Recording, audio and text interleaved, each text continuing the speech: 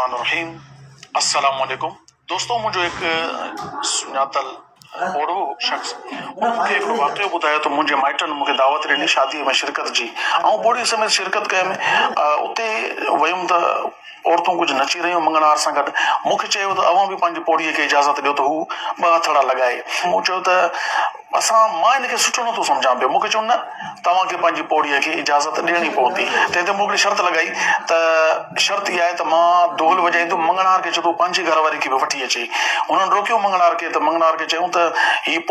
पोड़ी खे नचाइणो आहे अव्हां जेको आहे पंहिंजी घरवारी खे वठी अचो तंहिं ते मंगणहार उन्हनि खे जेका वरंदी ॾियनि ज़बरदस्त उन चयो त मां मंगणहार ज़रूरु आहियां मगर मां बेग़ैरत न आहियां जो तव्हांजे आॾो पंहिंजी घरवारी खे वठी अची करे नचायां